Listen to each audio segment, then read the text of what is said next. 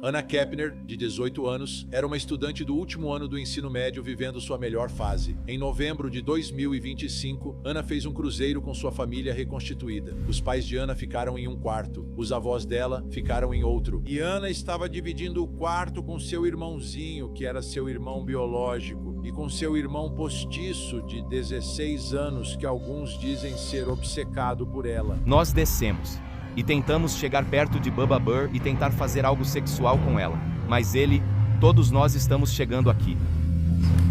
Uma manhã, durante o cruzeiro, Anna perdeu o café da manhã em família. O pai dela ficou preocupado e começou a procurá-la. A busca terminou quando os funcionários que estavam limpando o quarto dela encontraram Anna morta. E imediatamente, o irmão postiço de Anna se tornou suspeito. Até onde você sabe, o único suspeito da morte de Anna é o seu filho, Timothy. Correto? O FBI assumiu a investigação e, após 3 meses, o irmão postiço de Anna, Timothy, foi finalmente preso. E agora, ele está enfrentando acusações em um tribunal federal como adulto, enquanto os promotores tentam revogar sua fiança antes do julgamento. Este é um caso extremamente comovente. Anna Kepner, 18 anos no último ano do ensino médio, com toda a vida pela frente, teve tudo tirado dela. E há muita indignação agora porque o seu irmão postiço, que é acusado de agressão sexual agravada e homicídio em primeiro grau, não está preso. O juiz permitiu que ele permanecesse em liberdade sob fiança. Vamos falar sobre o motivo disso e também vamos revelar todos os novos detalhes que surgiram no tribunal. Eu sou Vinnie Politan. Vamos investigar.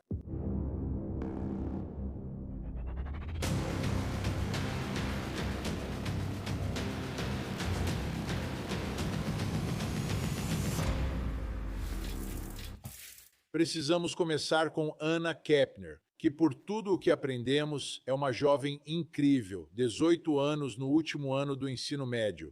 E o que marcava nela é que as pessoas a amavam.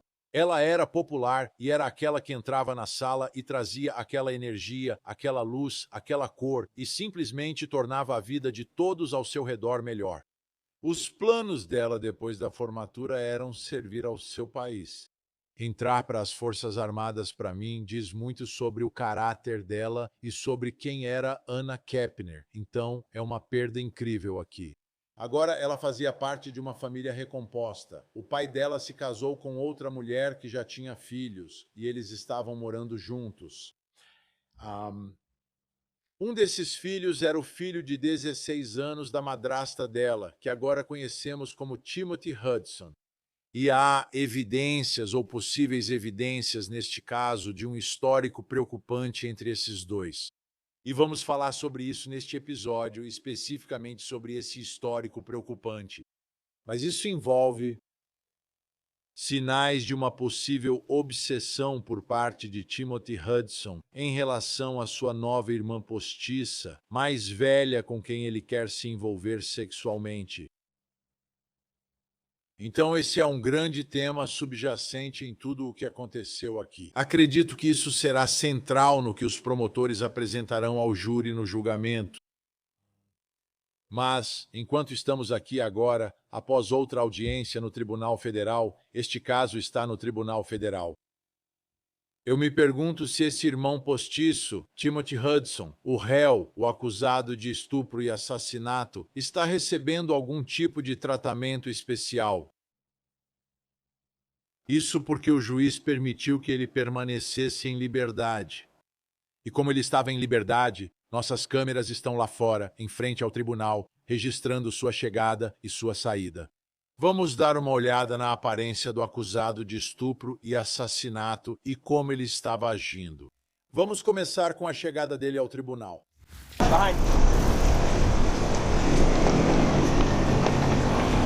Essa cena é impressionante.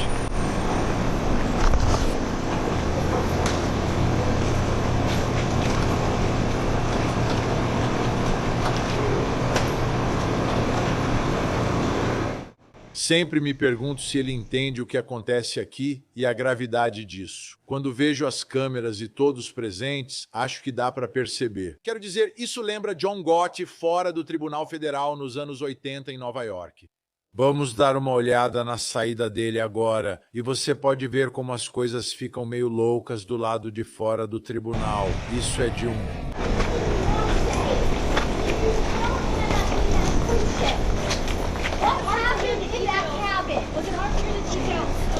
Quer falar algo? Está sendo acusado injustamente?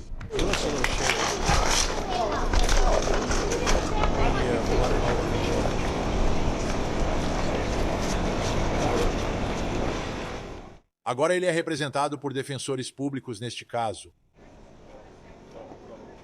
Mas deixe-me. Não consigo expressar o quão incomum é o que estamos assistindo. Isto é um tribunal federal, acusações de homicídio em primeiro grau. Réus não são liberados nessas circunstâncias. É extremamente raro. E em um caso envolvendo um menor, nessas circunstâncias, é ainda mais raro. Isso porque ele já foi transferido para a justiça comum. Como alguém passa a ser julgado como adulto? Bem, é alguém que não é muito receptivo à reabilitação. Como se o juiz já tivesse determinado, de certa forma, o caráter dele à luz das acusações. Então, se alguém já foi transferido para a justiça comum, o juiz já sabe muito sobre o caso. E é inédito que um menor que é transferido nessas circunstâncias seja então liberado sob fiança. Isso é extremamente incomum. Extremamente incomum. Então, nada de câmeras dentro da sala de audiência nem na Justiça Federal. Existem alguns esboços. Vou mostrar os esboços para você ter uma ideia do que estava acontecendo dentro da sala de audiência.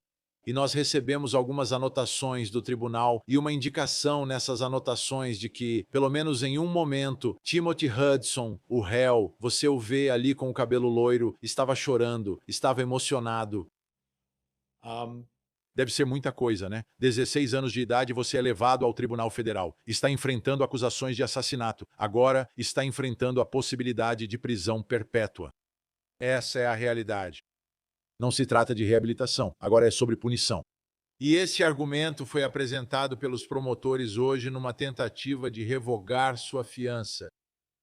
Como já estava solto sob fiança, essa moção visou revogá-la para prendê-lo, como qualquer outro acusado de assassinato e de abuso sexual agravado. Mas neste caso, o pai e o tio dele foram fiadores da fiança e ele foi liberado. Vou te passar algumas das anotações que recebemos do tribunal envolvendo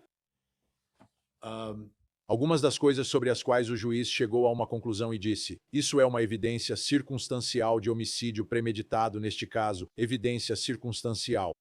Certo. Isso é, e eu não sei o tom disso, mas evidência circunstancial é uma das melhores evidências que existem. Por exemplo, você pode falar sobre evidência direta, testemunhas oculares, 7 pessoas veem algo, você vai ter 7 versões diferentes. Tudo isso é evidência direta. Evidência circunstancial, você sabe, coisas como DNA. Isso é evidência circunstancial. Coisas que provam as circunstâncias em torno de um crime, mas não provam o crime em si. Mas quando observa as circunstâncias, todas parecem apontar para a mesma direção. É por isso que qualquer argumento de que um caso é fraco por causa de provas circunstanciais, para mim, vem de alguém que não entende como funcionam os julgamentos, como funciona a lei e o que é a maioria das provas. A única prova direta é uma confissão, que às vezes pode ser coagida, especialmente em uma pessoa jovem. Depoimento de testemunha ocular, que é você sabe, e aí temos tipo evidência em vídeo, certo? E, aliás, o mundo em que vivemos agora com o IA, isso vai ficar ultrapassado bem rápido. As pessoas não vão confiar em vídeos, certo? Então, os argumentos para mantê-lo em liberdade sob fiança foram de que ele não representa perigo à comunidade. Ele está livre há 3 meses, sem problemas, não se envolveu em confusão e supostamente não matou mais ninguém. Ele não tem carteira de motorista. Ele fez 16 anos e não tem carro, portanto dizem que ele não oferece risco de fuga. Mas ele tem 16 anos e pode pegar prisão perpétua. Existe um potencial de desespero aí. e ser acusado, e obviamente algumas das provas aqui vão ser bem fortes, incluindo vídeo, DNA circunstancial, o testemunho do irmão mais novo, tudo isso aponta diretamente para ele. Então é um caso forte. E se ele, na cabeça dele, ou não conseguiu se controlar, ou na cabeça dele, planejou agredir sexualmente a própria meia-irmã e depois tirar a vida dela em um navio de cruzeiro, do que mais ele seria potencialmente capaz? E quem mais poderia ser vítima? Todas essas são perguntas legítimas. Mas o argumento era que ele não era um perigo. 3 meses ele não fez nada. Havia algo mais aqui. Agora surgiram alguns desses novos detalhes no tribunal. Estrangulamento por 3 a 5 minutos. Segundo os promotores, Anna Kepner foi mantida em uma chave de estrangulamento por 3 a 5 minutos e seu tímpano estourou. Esse foi um ataque violento, muito violento, e não foi algo que simplesmente aconteceu assim. Se eu ficasse sentado aqui por 3 a 5 minutos, você se sentiria muito desconfortável. Então imagine nesse tempo que alguém te mantém em uma chave de estrangulamento fatal. Isso é depravação. Isso é perigoso. E novamente, mais um motivo pelo qual eu argumentaria como promotor para mantê-lo preso. Também confirmamos, acho que já ouvimos isso antes, rumores sobre isso, mas ele impediu o irmão de entrar naquele quarto. E eles ficaram naquele quarto por 3 horas. Então, por 3 horas, o irmão mais novo de 14 anos, que era uma das 3 pessoas naquela cabine, não estava lá. Se ele saiu por conta própria ou foi mandado embora pelo irmão ou pelo meio-irmão, não está claro. Mas por 3 horas estavam apenas a vítima e o réu no quarto. Mas a pergunta é, por quanto tempo Anna Kepner ficou viva durante essas 3 horas? Recebemos novas informações de que por volta das 10h13, um vídeo de vigilância das câmeras do navio mostra ele abrindo a porta e olhando para os 2 lados como se estivesse se sentindo culpado, abrindo a porta da cabine. E novamente, mais uma das evidências esmagadoras que os promotores provavelmente têm neste caso, com uma cena do crime bem delimitada e toneladas de vídeos de vigilância por toda parte. O que mais estamos aprendendo? Houve comentários sobre como o sistema federal mudou. Não se trata mais de reabilitação. É sobre punição, é sobre a possibilidade de prisão perpétua. Se houver algum tipo de confissão de culpa, falou-se em 24 a 30 anos. Esse parece ser o tempo mínimo aqui. 30 anos, com o máximo sendo prisão perpétua. Agora, outro novo detalhe que surgiu envolveu o celular. Acusações de que o réu Timothy Hudson, de 16 anos, tentou se livrar do celular na manhã seguinte. Então agora você tem evidências de consciência de culpa e de uma tentativa de encobrimento. De um crime. Isso é depois do fato. Então não é como se você perdesse o controle, algo acontecesse e então, meu Deus, não. Algo acontece e agora você está tentando planejar e tramar. Como encobrir, como se livrar das evidências e como tentar sair impune disso. Isso diz muito. Especialmente se começarmos a entrar no mundo de uma defesa psicológica baseada em inimputabilidade por insanidade mental, de não saber o que é certo ou errado, certo? Se você está escondendo algo ou eliminando provas, sabe que agiu errado. Boa sorte com essa tese de inimputabilidade por insanidade mental. 20 a 11 estamos descobrindo que foi a última comunicação do celular, o último Snapchat. Então isso se encaixa na linha do tempo de tudo isso. 20 e 11 é o último Snapchat, já 22 e 13 é quando ele abre a porta. O irmão mais novo voltou às 23 h, nenhum sinal de Anna Kepner. Nenhum sinal dela em lugar nenhum. Então, onde estamos nesse caso? O juiz deixou a porta aberta, no entanto, para considerar prender esse acusado de agressão sexual e assassinato se os U.S. Marshals acharem um local logisticamente mais perto da família. Você está entendendo isso? Anna Kepner se foi para sempre, não é? Ela morreu. Mas o acusado de assassinato só será preso se realmente puderem prendê-lo. Isso veio do juiz, a menos que encontrem algo mais próximo da família. Então acho que eles podem visitá-lo na Flórida Central em vez do sul da Flórida, lá em Miami, onde foi a prisão. Você consegue imaginar, tipo, como acusado de assassinato, escolhendo onde vai ficar por questão de conveniência? Mas é aí que estamos, pessoal. É aí que estamos nesse caso. Descobrimos muito sobre o que aconteceu naquele cruzeiro em audiências judiciais e na vara de família, onde a madrasta de Anna, Chantel, estava no tribunal com seu ex-marido. Eles estavam falando sobre questões de guarda, mas a discussão sobre o que aconteceu no cruzeiro se tornou o foco central do depoimento. Vamos dar uma olhada em Chantel Hudson no banco das testemunhas aqui, falando sobre os arranjos no navio para os pais, os avós e as crianças. Vamos dar uma olhada. Você fez um cruzeiro recentemente? Sim.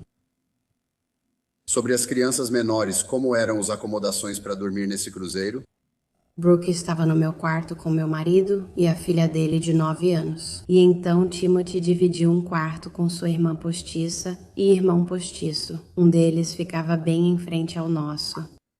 Bem ali, esse é o grande problema que muita gente teve nesse caso. E foram atrás da família, foram atrás da mãe. Então você tem um quarto, mãe e pai, certo? E eles estão com os filhos mais novos. Os avós têm um quarto separado. São só eles. E então há um terceiro quarto onde você ouve Timothy, o garoto de 16 anos com sua irmã postiça de 18 anos e seu irmão postiço de 14 anos. Os três juntos em um navio de cruzeiro, então o quarto não é grande.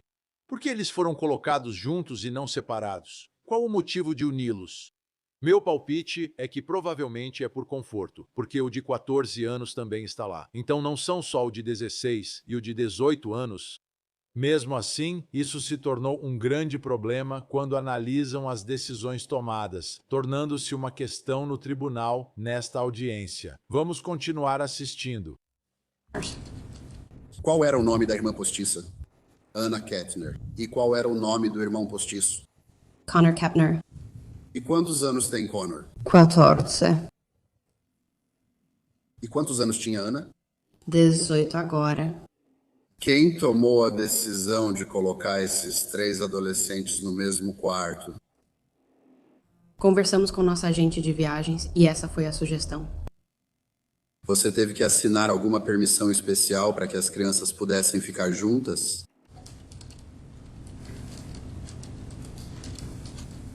Então foi uma decisão mútua entre você e seu marido? Correto.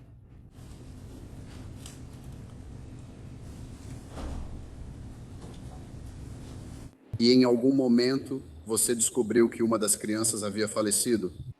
Sim. E quando foi que você descobriu isso? Sexta-feira de manhã.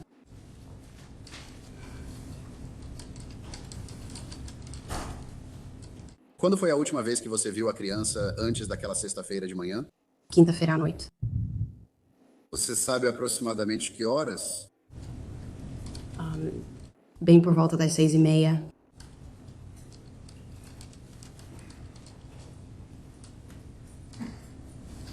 E seu filho, Timothy, você também o viu naquela noite de quinta-feira?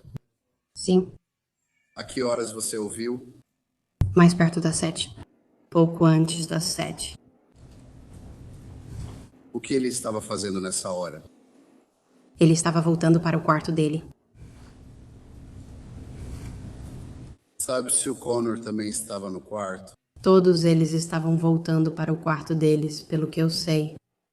Você retornou ao seu quarto naquela noite? Sim. Que horas você voltou para o seu quarto? 7 horas. 7 da noite. Sim, na verdade foi mais perto de 7:30. Você ficou no quarto pelo resto da noite? Sim. Você chegou a entrar para ver como os adolescentes do outro lado do corredor estavam? Não, eu tinha ido dormir.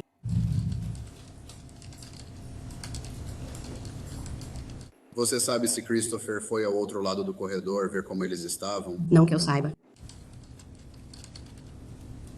Quanto àquela noite, naquela quinta-feira no cruzeiro, você tinha bebido alguma coisa? Não.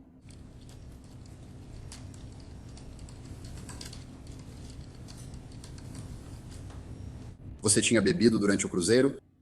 Eu tomei 2 piña coladas e um Blue Hawaiian no começo da semana, mas não foi no mesmo dia. Foi tipo 1 por dia.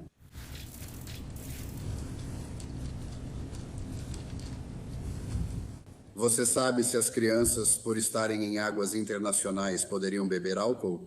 Não. Você não sabe? Não. Eles não beberam. Eles não têm idade suficiente. E quanto a Ana? Eu não sei.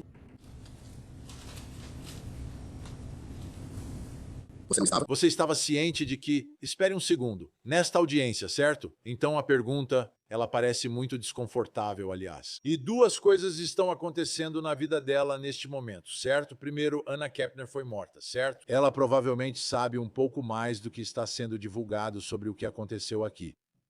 Ela disputa a guarda com o ex-marido, o que já é bem desconfortável. Mas agora foi você quem levou as crianças nesse cruzeiro fatal, mortal, e estão investigando, sabe, a orientação dos pais. E tem alguma coisa que estamos ouvindo aqui que seria absurda se Anna Kepner estivesse viva, certo? Sobre como isso foi organizado.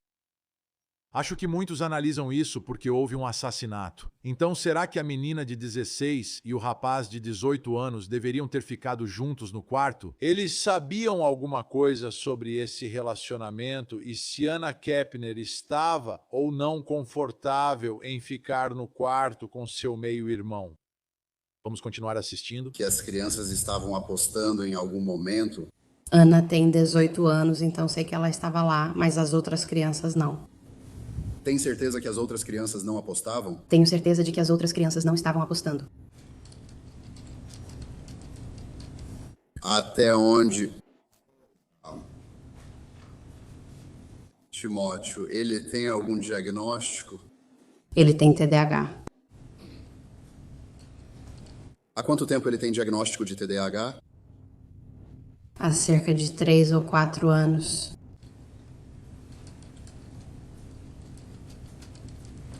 Foi após sua separação do Sr. Hudson, certo? Mais ou menos nessa época, sim. E ele recebe medicação para o TDAH dele? Recebe. E qual medicação ele estava tomando? Qual? Metilfenidato. A marca é Concerta. E com que frequência Timóteo tomava esse medicamento? Todas as manhãs. Ele levou o remédio no cruzeiro? Sim, ele levou. Ele também toma um comprimido à noite. O mesmo medicamento? Não, é clonidina. Para que serve isso? Insônia. Você ficou com os medicamentos? Sim. Você garantiu que ele tomava os remédios diariamente? Ele tomou o comprimido da manhã todos os dias e deixou de tomar 2 doses da clonidina à noite. O que quer dizer com ele ter perdido a dose? O que houve? Ele foi dormir antes de tomar. Ele já estava dormindo. Incluindo a noite de quinta-feira? Não, na noite de quinta-feira. Ele não tomou. Eu adormeci antes dele. Senhorita Kepner, quem foi no cruzeiro com você? Eu, meu marido, Ana, Connor, as 2 meninas mais novas, e então minha sogra e meu sogro. Quais são os nomes deles? Jeff e Barbara Kepner. E onde ficava o quarto deles em relação ao seu quarto e ao quarto das crianças? 2 andares acima de nós. Eles também ajudavam na supervisão das crianças? Sim, senhora. Ana, que sabemos que faleceu, ela tinha 18 anos, correto? Correto. E ela era adulta. Correto. E ela teve a opção de ficar em outro quarto? As 3 crianças tiveram essa opção. Certo. E esse quarto seria com a vovó e o vovô? Correto. Certo, pare aí mesmo. E eles não quiseram fazer isso? Isso é algo importante. Ela teve a opção de não ficar lá. Então, ela ficou desconfortável em estar no quarto com seu irmão postiço de 16 anos ou não? Ou ela era uma adolescente em um cruzeiro que não queria ficar com a vovó e o vovô e queria um pouco mais de liberdade, como todos nós queríamos quando éramos adolescentes, certo? É isso que estava acontecendo aqui? E essa foi uma oportunidade para os pais intervirem e dizerem: não podemos permitir isso, não está certo, simplesmente não está certo, não é apropriado, vamos continuar assistindo. Não, eles queriam ficar juntos.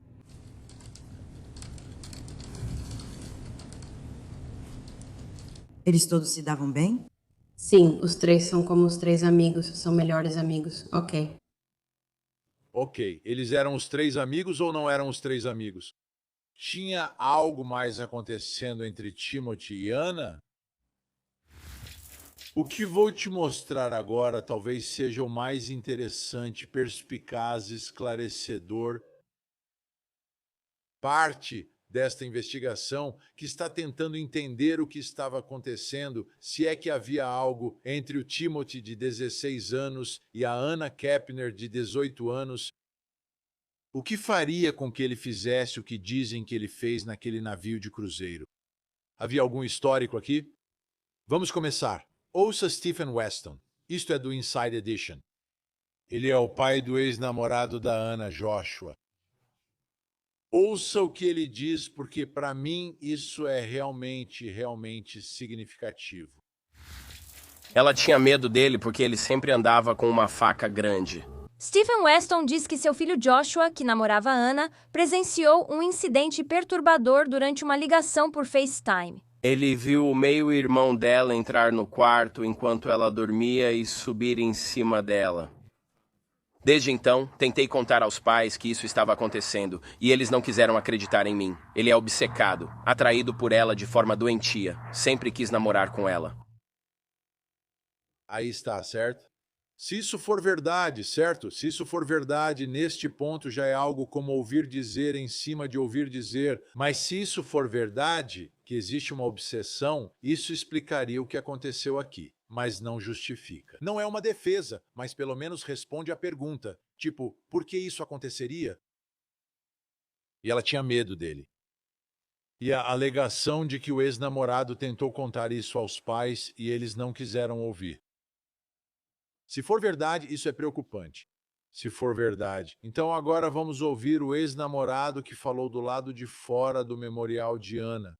E ele dá mais alguns detalhes e descreve a cena dessa chamada no FaceTime, onde ele está conversando com Anna. Anna está meio que pegando no sono no quarto dela. E acho que os jovens fazem isso hoje em dia, né? Eles fazem FaceTime à noite. E então, enquanto a chamada de vídeo está acontecendo, ele supostamente vê o irmão postiço de Anna entrar no quarto e deitar na cama com Anna. É uma coisa bizarra. Novamente, se for verdade, explica muita coisa e mostra um histórico aqui. Vamos ouvir essa entrevista. Eu posso estar falando alto.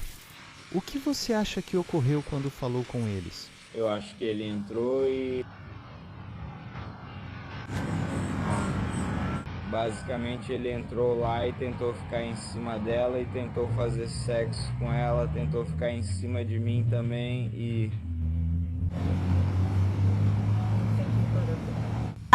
E ela ficou assustada com isso e queria dormir na casa das amigas sempre que podia naquela época, mas nunca conseguia porque a madrasta dela provavelmente era muito controladora quanto a isso. Eu entendi isso, mas eu fiquei tipo, o irmão postiço dela estava tentando subir em cima dela no meio da noite e eles não acreditaram em mim. Então ela ficou tipo, tá bom, vou fazer isso mesmo. Que tipo de pessoa ela era? Ela era uma grande mulher, sabe? Eu a conheci na escola. Você acha suspeitas as circunstâncias da morte dela? Se sim, por quê? Foi suspeito porque eu sabia que o irmão fez isso. E sim, como você sabe. Como você sabe disso? Por causa do que já tinha acontecido com ele, como eu estava dizendo. Pra que lado o mano foi? Sobre o FaceTime e tal. Qual foi a primeira vez? Sempre que eu estava no FaceTime com ela, e quando eu estava no FaceTime com ela, e ela estava deitada, o irmão tentou subir em cima dela. E você viu isso? Sim. Como ela reagiu a isso? Fiquei tipo, o que você está fazendo no quarto? Ele se assustou e saiu correndo. Ouvi seus passos pela casa, porque foi pego. Então, quando você soube que o irmão mais novo faleceu, sabe, essa foi a reação? Eu fugi. Ele fugiu. Foi meio louco. E quando você soube que ela faleceu, como você se sentiu? Eu me senti muito triste, sabe, porque ela foi meu primeiro amor. Ela foi a melhor coisa que já me aconteceu. E eu até passava pelo trabalho só pra ver ela, sabe, por uns 5, 10 minutos. Você conversou com ela antes da morte dela? Há cerca de 3 semanas, sim, senhora. Na verdade, era pra eu ter feito o mesmo cruzeiro que ela fez, mas nós terminamos antes disso. Quando vocês terminaram? A gente terminou faz uns 6 meses. Todos diziam que ela era uma luz brilhante. Muitas pessoas usavam roupas coloridas hoje. Como você descreveria o tipo de pessoa que ela era? Ela era uma pessoa incrível. Ela definitivamente sabia como se vestir. Ela era ótima, sabe? Ela sabia como usar cores. Não era uma roupa básica. E essa é sua mãe. Sim, está tudo bem você conversar com a gente. Sim, mas precisamos ir. Só o que tem aí dentro. Obrigado. O que você acha que deveria acontecer? Eu acho que ele deveria ser preso pelo maior tempo possível. E é isso. E quando você se mudou pra casa? Eu não faço ideia. Tipo, 1 ou 2 anos atrás? Talvez há 1 ano. Acho que sim. Eu não sei. Você gostaria de ver justiça? Sim. Acho que, claro, eu gostaria muito de ver justiça. Ela já reclamou do comportamento dele? Sim, senhora. Sim, senhor. Do que ela reclamou? Ela reclamou de se sentir desconfortável perto dele porque ele tentou ficar por cima dela na cama. E por causa disso, ela tentou ir dormir na casa da amiga para evitar passar a noite na casa dela. Ela nunca mencionou isso. Ela não mencionou isso? Sim, ela chegou a mencionar isso com o tempo. Aconteceu uma vez por volta das 3 da manhã naquela noite. Eles estão me dizendo que você estava no Facebook com a amiga dela. Ela chegou a contar isso para o pai dela? Não, eu não contei. Eu relatei isso ao FBI. Uau! Novamente, essa informação, se for verdadeira, demonstra um padrão. Mas a outra parte disso demonstra algum nível de conhecimento que Anna Kepner não quer ficar com ele. Então você tem esses 2 fatos no caso que não se encaixam, certo? Joshua alega que Anna Kepner não se sentia confortável com ele, o evitava e dormia na casa de outras pessoas. E então, por outro lado, quando teve a opção de ficar no quarto com seu irmão postiço e seu irmãozinho de 14 anos ou ficar com os avós, ela escolheu ficar lá. Então, será que as coisas mudaram ao longo dos meses que antecederam isso, a ponto de ela se sentir mais confortável, de que ele não a fazia se sentir, sabe, desconfortável quando eles estavam por perto e quando estavam juntos? Porque aquele incidente, isso foi às 3 da manhã.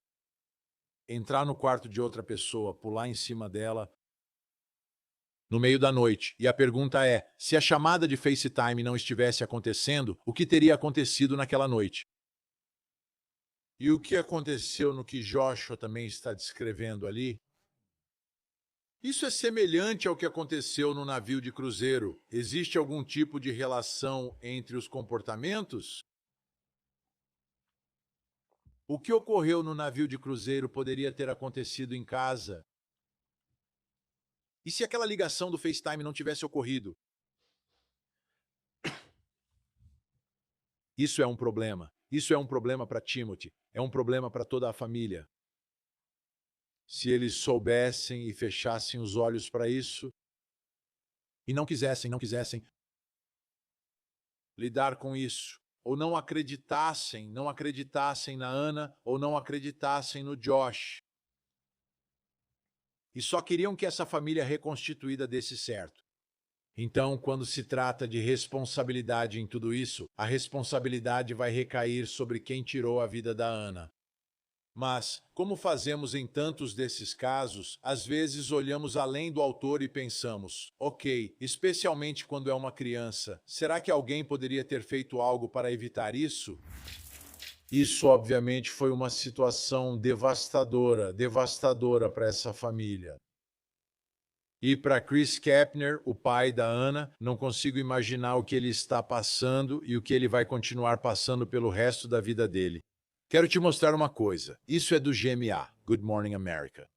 E eles têm um vídeo do que teria sido a formatura da Ana. E acho que foi a formatura dela quando ele sobe ao palco e recebe o diploma. E realmente de partir o coração.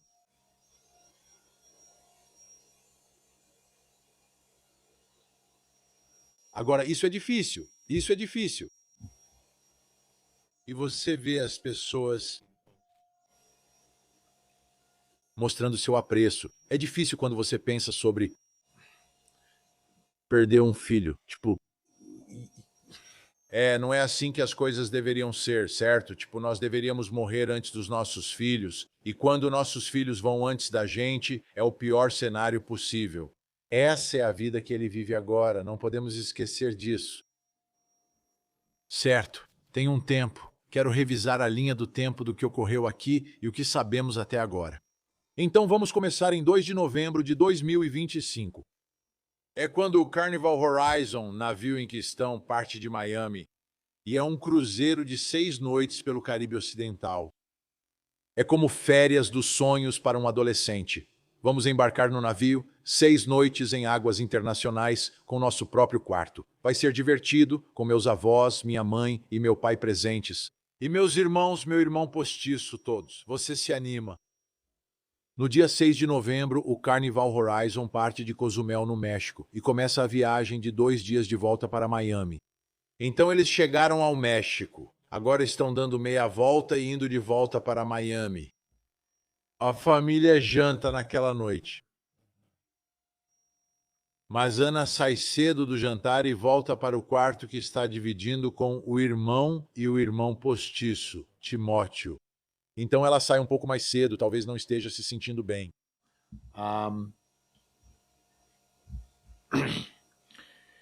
Mas ela volta primeiro sozinha, saindo do jantar mais cedo. E então, dentro do quarto, ela morre por asfixia mecânica causada por outra pessoa, de acordo com o atestado de óbito. Asfixia mecânica é a causa da morte. No dia seguinte, 7 de novembro de 2025, o corpo dela é encontrado debaixo de um colchão no quarto por uma camareira, e ele estava meio que coberto. Então, quem quer que fosse o responsável pegou o corpo e o cobriu. O lance desse assassinato é que, em um navio de cruzeiro, não há para onde ir. Há câmeras em todos os corredores. Dá para ver quem está descendo, quem está saindo. As portas têm fechaduras com chaves. Dá para saber quem entra e quem sai. E os quartos são muito pequenos, é um ambiente bem contido. Tudo isso torna relativamente fácil, do ponto de vista forense, para os investigadores, seja analisando imagens de segurança, coletando DNA, impressões digitais ou qualquer outra coisa na cena do crime. Em 8 de novembro de 2025, o Horizon então atraca em Miami e os agentes do FBI entram no navio e começam a investigação. Navios de cruzeiro, a jurisdição é do FBI. Eles são a agência investigativa. No entanto, não é automático que o caso seja processado pelo governo federal. Ele é investigado pelo FBI, mas a acusação propriamente dita do caso existe uma certa flexibilidade, onde às vezes promotores estaduais pegam a investigação do FBI e seguem adiante com o caso. O governo federal geralmente tem jurisdição, pois costuma atuar junto com o FBI. O tempo todo, obviamente, certo? Timothy Hudson e seu irmão postiço se internam em uma clínica de saúde mental naquele dia. Então eles atracam e levam ele para uma clínica de saúde mental. Então parece que naquele momento fica claro para a família que tem algo acontecendo com Timothy.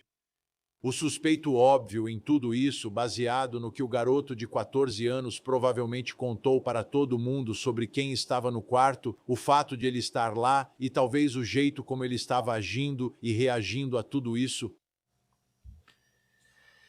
Em fevereiro de 2026, documentos judiciais mostram que Timothy Hudson foi acusado como menor e o caso é sigiloso. Tudo bem? Então, se você é acusado como menor de idade, isso não se torna um registro público. Isso não se torna público. Até o momento em que transferem o caso ou você é acusado como adulto. Então, inicialmente, ele tem 16 anos e agora você está no sistema federal. E o sistema federal não lida com muitos desses casos. Não há muitos casos de menores no Tribunal Federal, o que, voltando ao início, quando estávamos analisando isso, pensamos, bem, talvez o Estado assuma, porque o Estado tem um sistema de justiça juvenil muito robusto com o qual pode lidar. Muitas vezes, em casos envolvendo assassinato, menores são julgados como adultos na justiça comum. Mas aqui, os federais mantiveram a jurisdição. 10 de março de 2026, Timothy Hudson, indiciado por um grande júri federal por acusações de assassinato em primeiro grau e abuso sexual agravado de sua irmã postiça, Anna Kepner. Eles apresentaram ao grande júri, obtiveram a denúncia formal, mas a grande revelação aqui é que este não é apenas um caso de assassinato. Tudo o que todos suspeitavam desde o início, tudo aquilo de que até o ex-namorado Josh vinha falando, segundo os promotores, faz parte deste caso. Abuso sexual, a motivação por trás do ataque que resultou no suposto assassinato de Anna Kepner. Isso.